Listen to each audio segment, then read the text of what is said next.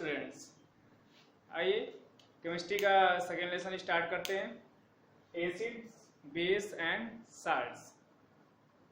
इसका हमने एक पार्ट और बनाया था लेकिन वो कुछ गलती से डिलीट हो गया, पहला पार्ट उसका, जिसमें इंडिकेटर के बारे में था। तो इस बार हम थोड़ा सा उसको स्किप करेंगे क्योंकि दोबारा उसे फिर मेहनत करना ठीक नहीं लग रहा है, क्योंकि वो बहुत ज़्यादा इंपॉर्टेंट है भी नहीं, तो आप खुद भी उसको कर सकते हैं। तो मेन जो चीज़ें हैं उसको हम देखेंगे। Acid, bases and salts. हम जानते हैं कि पीरियोडिक टेबल में नियरली 118 एलिमेंट्स हैं। बुक्स में कई जगह या 150 एलिमेंट्स भी दिए हुए, तो आप 150 कहिए या 180, तो 180 एलिमेंट्स हैं जिनको जो है 118 एलिमेंट्स अपने प्रॉपर्टीज की बेसिस पे डिफरेंट टाइप के कंपाउंड्स फॉर्म करते हैं। जो भी एलिमेंट्स हैं वो अपनी प्रॉपर्टी की वजह से डिफरेंट टाइप के कंपाउंड्स फॉर्म करते हैं, और उन कंपाउंड्स को उनकी केमिकल प्रॉपर्टी के बेसिस पे 3 पार्ट्स में डिवाइड किया जाता है, जिनको हम कहते हैं एसिड्स, बेस एंड साल्ट्स। उन्हीं 118 एलिमेंट से क्या होते हैं, कंपाउंड बनते हैं, और उन कंपाउंड को उनके केमिकल प्रॉपर्टीज के बेसिस पे एसिड, बेस और साल्ट्स में डिवाइड करते हैं। तो कैसे पता चलता है एसिड कौन है, बेस कौन है, साल्ट कौन है? तो वो इंडिकेटर से पता किया जाता है, लिटमस पेपर से, जो लाइकेन के से बना है, फेनोल्फथालीन से, मिथाइल ऑरेंज से। ऑल्फैक्टरी इंडिकेटर्स भी होते हैं, कुछ नेचुरल इंडिकेटर्स होते हैं, कुछ सिंथेटिक इंडिकेटर्स होते हैं। तो इन चीज़ों को आप देख लीजिएगा, अगर इसमें कुछ प्रॉब्लम आए तो हमसे पूछ लीजिएगा, हम उसको क्लियर कर देंगे। फिलहाल हम चलते हैं जो मेन पार्ट है इस चैप्टर का, उस पर, एसिड और उसकी प्रॉपर्टी, फिर बेस और उसकी प्रॉपर्टी, फिर साल्ट और उसकी प्रॉपर्टी। आइडेंटिफिकेशन को हम स्किप कर रहे हैं। तो एसिड जो है वो 118 एलिमेंट्स में जो कंपाउंड बनते हैं उनमें से भी एक टाइप क्या है, एसिड। एसिड जिसको हिंदी में कहा जाता है अम्ल। अम्ल, एसिड को हिंदी में क्या कहा जाता है, अम्ल। और इसका जो एक जनरल टेस्ट का है तो ये होता है सॉर एंड टेस्ट, यानी ये कैसा होता है, खट्टा खट्टा होता है ये। जैसे लेमन जो हो गया, कच्चा आम हो गया, संतरा हो गया, इन सब चीज़ों में जो होता है वो एसिड अलग अलग तरह के पाए जाते हैं। सल्फ्यूरिक एसिड, जिसको हम लोग तेजाब भी कहते हैं, उसमें भी पाया जाता है। जो सिरका हम लोग घरों में खाते हैं, विनेगर एसिड उसमें पाया जाता है। चींटी के डंक में फार्मिक एसिड पाया जाता है, निमेथेनिक एसिड पाया जाता है। तो एसिड जो है अलग तरह से अलग तरह के कंपाउंड्स में पाया जाता है। तो उसका आइडेंटिफिकेशन क्या होता है कि वो सॉर एंड टेस्ट होता है, ये उसका फिजिकल आइडेंटिफिकेशन है। केमिकल आइडेंटिफिकेशन क्या होता है, जिसमें ऐसे कंपाउंड जिनको वाटर में डिजॉल्व करने पर वो H+ आयन लिबरेट करें, उनको एसिड्स कहा जाता है। दोज कंपाउंड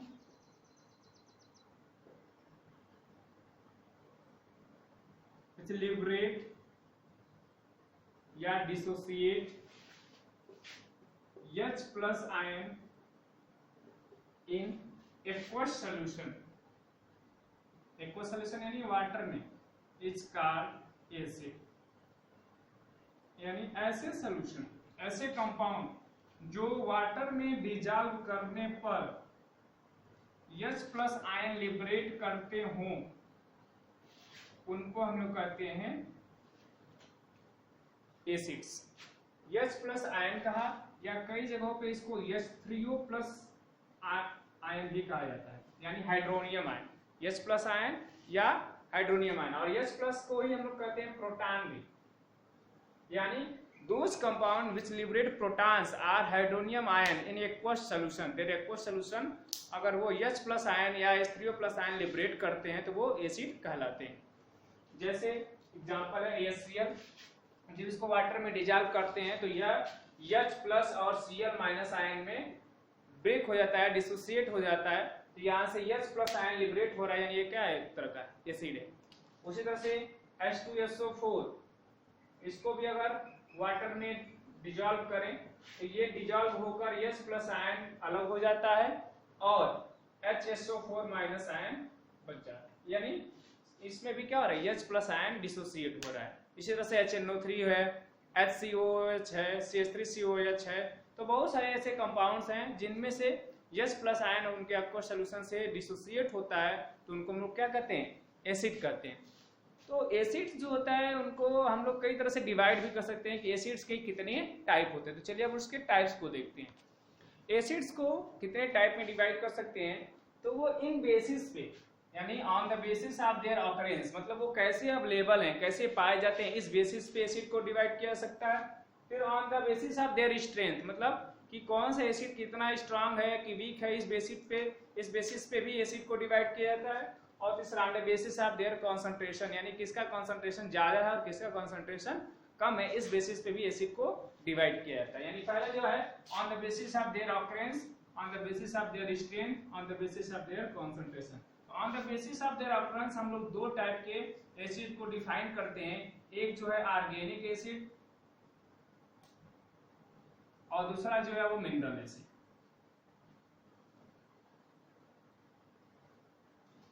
ऑर्गेनिक एसिड और मिनरल एसिड। ऑर्गेनिक एसिड का मतलब क्या हुआ, ऐसे एसिड्स जो प्लांट्स या एनिमल्स यानी फिर कहें लिविंग बीइंग्स में पाए जाते हैं जनरली, यानी जिनका मेजर सोर्स जो है वो लिविंग बीइंग्स है, प्लांट्स हैं, एनिमल्स हैं, इन सब में अगर पाया जाता है तो उसको क्या कहा जाएगा, ऑर्गेनिक एसिड।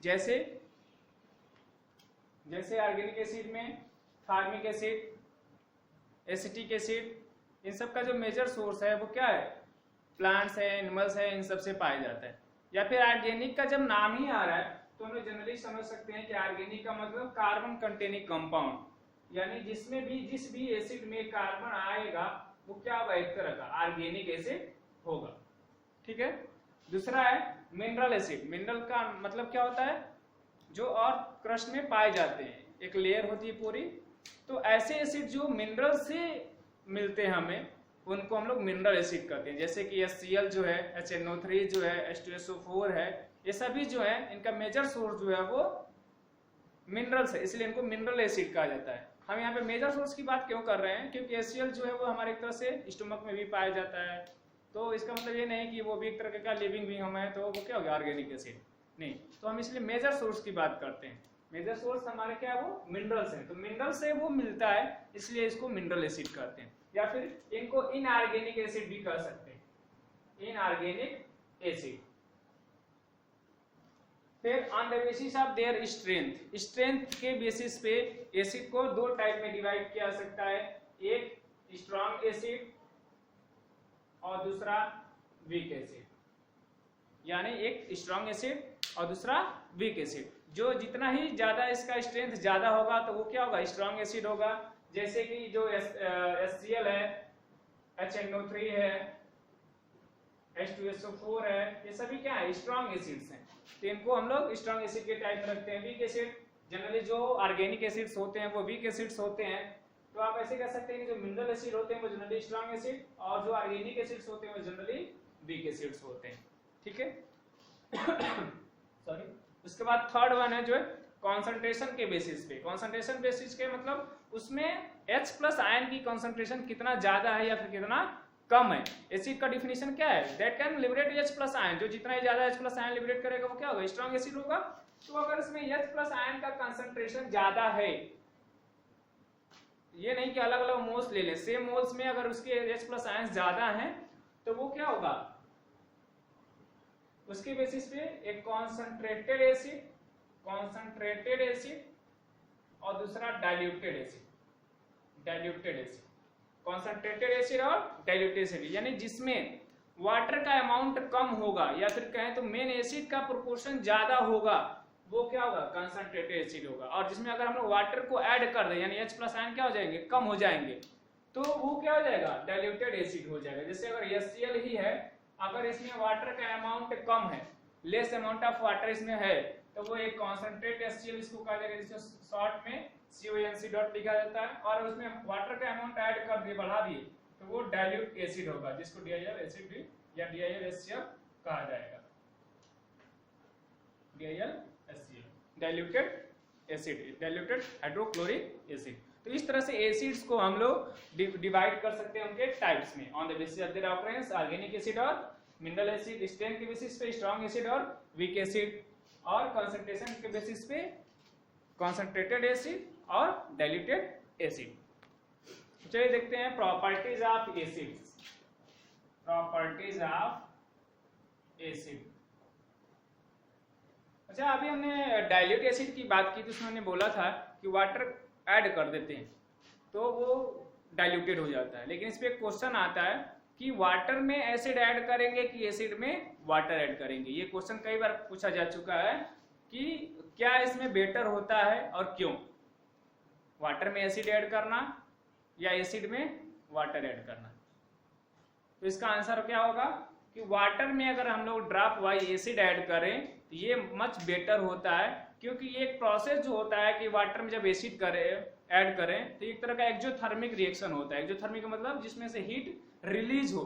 तो अगर एसिड में वाटर ऐड करेंगे तो इतनी ज्यादा अमाउंट में एनर्जी रिलीज होगी, हीट रिलीज होगी कि हमारे स्किन को बर्न कर सकती है। इसलिए ज्यादा बेटर जो होगा कि वो हम लोग वाटर में ड्रॉप वाइज प्रिकॉशन के साथ अपने जो भी बीकर है, टेस्ट ट्यूब है, उसको दूर करके उसमें ड्रॉप वाइज एसिड अगर मिलाएंगे और सेक करते रहेंगे तो जो प्रोसेस होगा वो एक्सोथर्मिक तब भी होगा, लेकिन जो हीट रिलीज होगी वो कम होगी। तो बेटर क्या होगा, डाइल्यूशन ऑफ एसिड कैसे करेंगे हम लोग, वाटर में एसिड मिलाकर।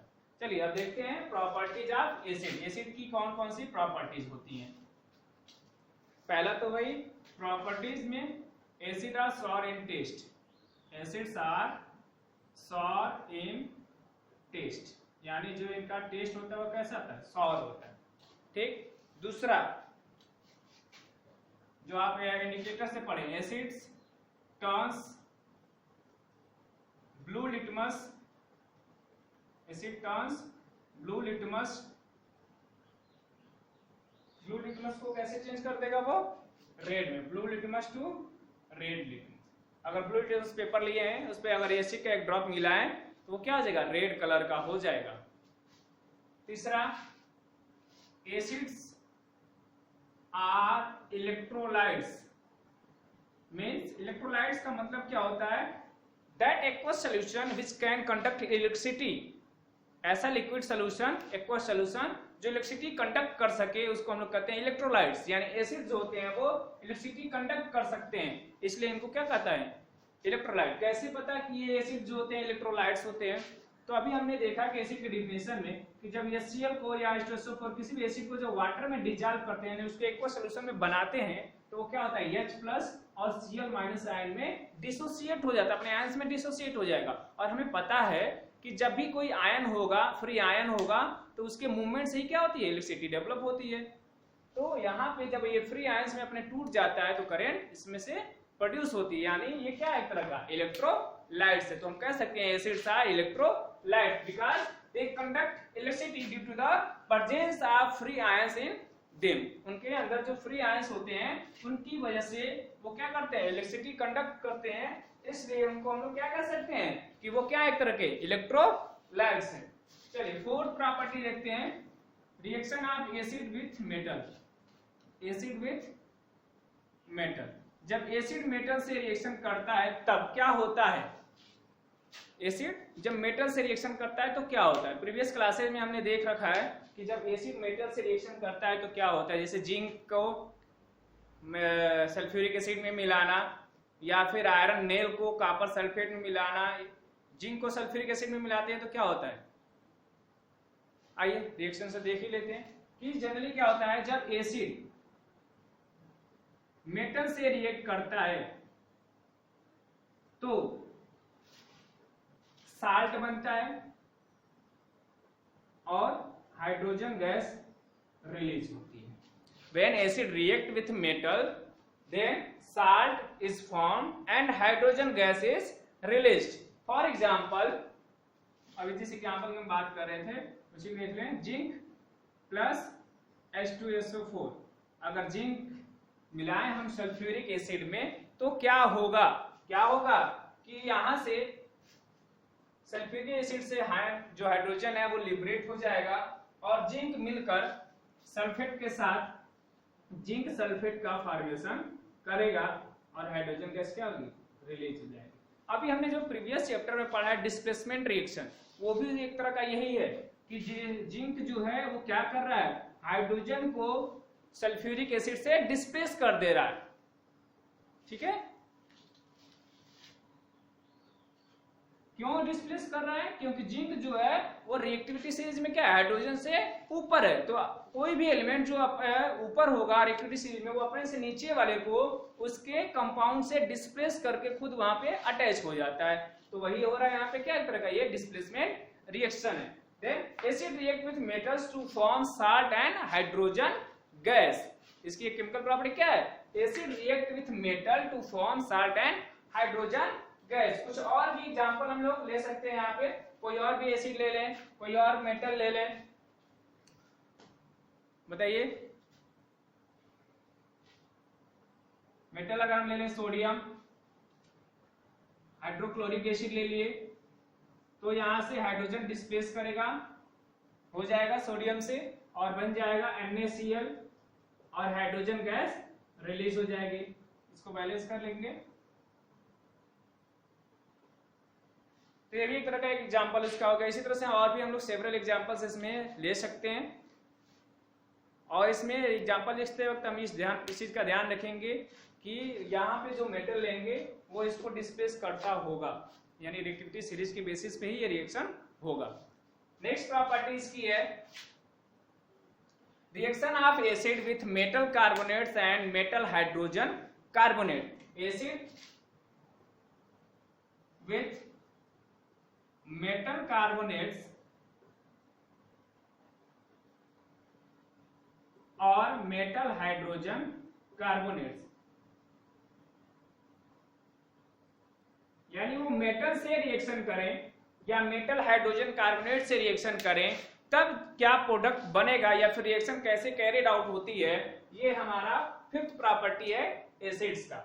एसिड जब मेटल कार्बोनेट से या मेटल हाइड्रोजन कार्बोनेट से रिएक्ट करेगा तो क्या होगा, साल्ट बनेगा, हाइड्रोजन वाटर बनेगा और कार्बन डाइऑक्साइड गैस रिलीज होगी। तीन तरह के प्रोडक्ट बनेंगे, क्या क्या, साल्ट, कार्बन डाइऑक्साइड और water. When acid react with metal carbonate और metal hydrogen carbonate, then salt, water and carbon dioxide is form. तीन चीजें बनती हैं, कौन कौन सी, साल्ट, वाटर और कार्बन डाइऑक्साइड गैस रिलीज होता है। इसका आइडेंटिफिकेशन भी है कि ये कैसे पता चलता है कि ये जो हम लोग एसिड से रिएक्शन कराए हैं तो ये मेटल कार्बोनेट है कि मेटल हाइड्रोजन कार्बोनेट, क्योंकि जो कार्बन डाइऑक्साइड गैस रिलीज होती है अगर उसको हम लोग लाइन में पास करें तो वो क्या हो जाएगा, मिल्की हो जाता है। और अगर और एक्सेस में पास करें तो क्या हो जाएगा, वो फिर कलर जो होगा मिल्की कलर वो डिसअपियर हो जाता है। तो ये उसका एक आइडेंटिफिकेशन भी है, पता करते हैं कैसे कि कार्बन डाइऑक्साइड रिलीज हो रही है कि नहीं। इसमें भी और हम एग्जांपल अगर देखें कि क्या क्या लेना है हमें एग्जांपल में, एसिड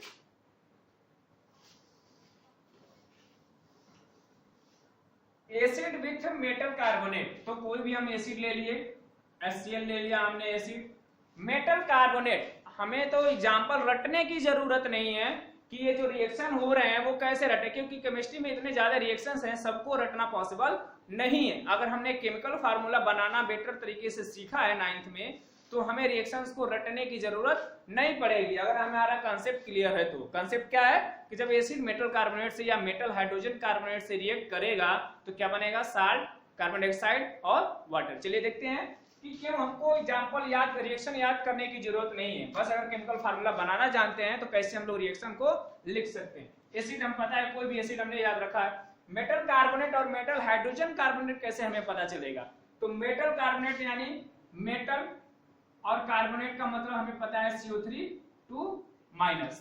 हमने जब पॉलीएटॉमिक आयंस को 9th में याद किया था तो उसमें कार्बोनेट्स को, हाइड्रोजन कार्बोनेट्स को याद किया था।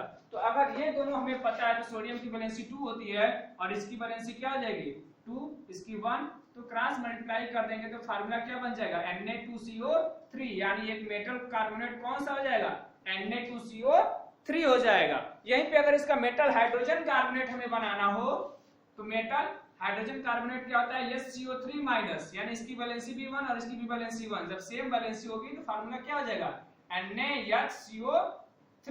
तो इस तरह से मेटल कार्बोनेट और मेटल हाइड्रोजन कार्बोनेट का एग्जांपल हम खुद भी जनरेट कर सकते हैं, मेटल और कार्बोनेट्स का रिएक्शन करा के, यानी केमिकल फार्मूला बनाकर।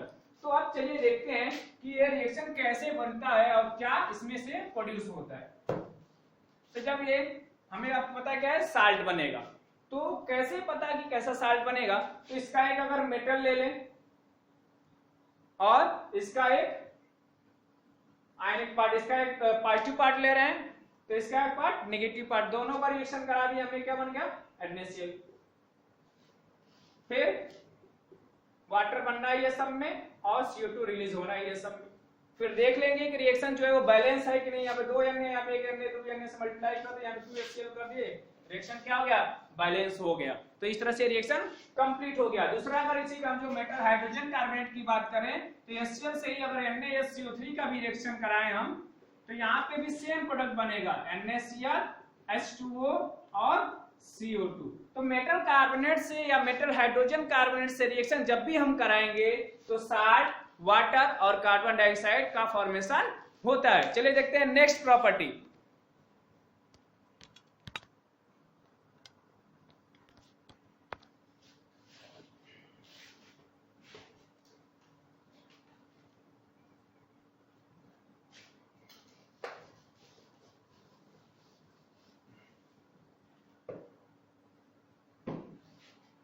नेक्स्ट प्रॉपर्टी है इसकी, प्रॉपर्टी नंबर कौन सी कितनी हुई? Acid with acid are sour in taste, acid turns red litmus blue litmus to red, acids are electrolytes, acid react with metal, acid react with metal carbonates, यानी ये 6th property हुई। Acid with base, जब acid का reaction base से कराते हैं तो क्या होता है? और ये काफी जाना पहचाना रिएक्शन है, काफी फेमस रिएक्शन है, काफी इंपॉर्टेंट रिएक्शन है। कैसे होता है? जब एसिड का रिएक्शन हम कराते हैं बेस से तो साल्ट बनता है और वाटर, 2 कंपाउंड बनता है। When acid react with base salt and water is form. Example अगर लें किसी एसिड का, जैसे हमने यहाँ पे भी ले लिया HCl, बेस NaOH, कोई भी बेस हमें पता ही हो, NaOH एक बेस है, रिएक्शन कराएं तो इसका पॉजिटिव और इसका नेगेटिव रिएक्शन कर लिया तो NaCl, और जो 2 पार्ट बचे उनका रिएक्शन कर लिया तो H2O। रिएक्शन कंप्लीट करना बड़ी आसान है अगर हमारा कॉन्सेप्ट पता है तो बस। कैसे? जैसे मान लीजिए H+ है, इसकी वैलेंसी 1 होती है, Cl माइनस होता है, Na को ब्रेक करके Na+ होता है और OH माइनस होता है। क्या करना है? आयन को एक्सचेंज करना है, यानी जो डबल डिस्प्लेसमेंट में रिएक्शन हो रहा था, इसी को हम लोग न्यूट्रलाइजेशन रिएक्शन भी कह सकते हैं। क्यों? क्योंकि एक एसिड और एक बेस है, एक दूसरे के इफेक्ट को दोनों क्या कर रहे हैं? न्यूट्रलाइज कर रहे हैं, तो साल्ट बन रहा है। तो एक तरह का क्या है? न्यूट्रलाइजेशन रिएक्शन भी है। तो इसका पॉजिटिव इसके नेगेटिव से दोनों की वैलेंसी सेम है तो फार्मूला NaCl हो गया। इसका H+ और इसका OH- मिलकर बना लिए H2O। तो एसिड जब रिएक्ट करता है बेस से तो क्या बनता है? साल्ट और वाटर। नेक्स्ट केमिकल प्रॉपर्टी जो है वो है reaction of acid with metal oxide, यानी metallic oxide, acids with metallic oxides.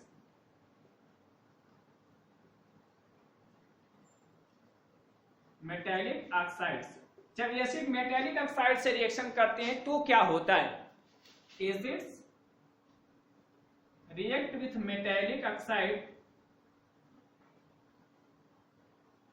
To form salt and water. Means same reaction जो ऊपर वाला हो रहा था, जब एसिड बेस से रिएक्शन कर रहा था तो भी साल्ट और वाटर ही बन रहा था, और जब एसिड मेटालिक ऑक्साइड से रिएक्शन करता है तब भी साल्ट और वाटर ही बनता है। इसका एग्जांपल देखिए, एसिड को हमने ले लिया H2SO4, मेटालिक ऑक्साइड यानी एक मेटल और एक ऑक्सीजन, जब दोनों का रिएक्शन करेंगे तो ऑक्सीजन की वैलेंसी 2 होती है, सोडियम की वैलेंसी 1, क्रॉस मल्टीप्लाई कर रहे हैं तो फार्मूला क्या बन जा रहा है? Na2O। यानी हम अभी फिर बता रहे हैं भाई, आपको फार्मूला याद करने की जरूरत नहीं है, हमें बस फार्मूला बनाने सीखने हैं, हमें कॉन्सेप्ट बस लर्न करना है, रटने की जरूरत नहीं पड़ेगी, किसी भी इक्वेशन को रटने की जरूरत नहीं है।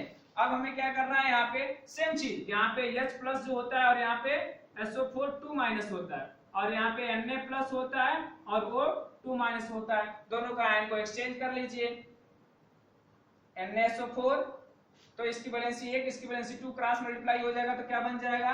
Na2SO4, और इसका H और इसका O 2- इसकी वैलेंसी क्रॉस चेंज हो जाएगी तो बन जाएगा H2O। बड़ी सिंपल है इस चीजों को करना, हमें बस क्या करना है? जो पुरानी चीजों को है उनको साथ में लेके चलना है, केमिकल फार्मूला बनाना है और आसानी से रिएक्शन को कंप्लीट कर लेना है। इन दोनों रिएक्शन को अगर हम एक साथ ऑब्जर्व करें, यानी जब एसिड रिएक्ट करता है बेस से और जब एसिड रिएक्ट करता है मेटेलिक ऑक्साइड से, तो दोनों हम देखते हैं कि साल्ट और वाटर बनता है। इन दोनों रिएक्शन को अगर एक साथ कंपेयर करें, acid react with base to form salt and water, acid base react with metallic oxide to form salt and water. Common क्या चीज है? एसिड कॉमन है, साल्ट कॉमन है, वाटर कॉमन है, बच क्या रहा है? Base and metallic oxide. Base की जगह पे मेटेलिक ऑक्साइड है, यानी हम कह सकते हैं कि from this two reaction we conclude that metallic oxides are basic in nature. जो मेटेलिक ऑक्साइड्स होते हैं वो कैसे होते हैं? Basic in nature. तभी तो वो एसिड और के साथ रिएक्ट करके क्या बना रहे हैं? साल्ट और वाटर। जब एसिड बेस से रिएक्शन करता है तो क्या बनता है? साल्ट और वाटर। और जब एसिड के साथ मेटेलिक ऑक्साइड भी रिएक्ट करता है तभी साल्ट और वाटर बनता है। यानी बेस एक तरह का क्या है? मेटेलिक ऑक्साइड का क्या है? बेस है। इसीलिए क्या हो रहा है इसमें? सेम रिएक्शन हो रहा है जब एसिड और बेस रिएक्शन कर रहे हैं या फिर एसिड और मेटेलिक ऑक्साइड रिएक्शन कर रहे हैं तब।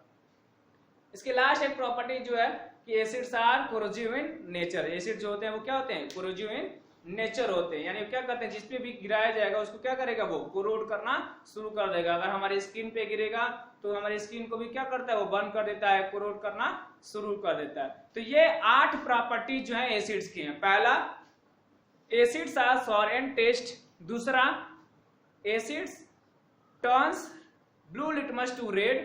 तीसरा, एसिड्स आर इलेक्ट्रोलाइट्स, यानी एसिड कंडक्ट इलेक्ट्रिसिटी। चौथा, acid react with metal to form salt and hydrogen gas. पांचवा, acid react with metal carbonate और metal hydrogen carbonate to form salt, water and carbon dioxide gas. Sixth, acid react with base to form salt and water. And seventh, acid react with metallic oxide to form salt and water. And last one, acids are corrosive in nature. तो ये 8 जो chemical properties हैं, 8 properties जो हैं acids की, इनको हमें क्या करना है? लिख लेना है और प्रैक्टिस कर लेना है। ये हमारे दिमाग में क्या हो जाएगा? फिट हो जाएगा, सेट हो जाएगा। फिर हमें इसको रटने की जरूरत नहीं पड़ेगी। हाँ, बस हम क्या करेंगे? प्रैक्टिस कर लेंगे। जैसे हमने बताया कि फार्मूले कैसे बनाएंगे, उन चीजों को तो हमें किसी भी एग्जाम्पल को रटने की जरूरत नहीं पड़ेगी। इसके बाद जो है वो बेस है। मैं इस पर वीडियोज नहीं बनाने वाला था, लेकिन कुछ स्टूडेंट्स का आया कि सर प्लीज बनाइए क्योंकि और कहीं से समझ में नहीं आ रहा है। तो उनको जो हैबिचुअल हो चुके हैं हमसे पढ़ने का, तो उनको किसी और से समझ में नहीं आया है, तो इसलिए मैंने बना दिया।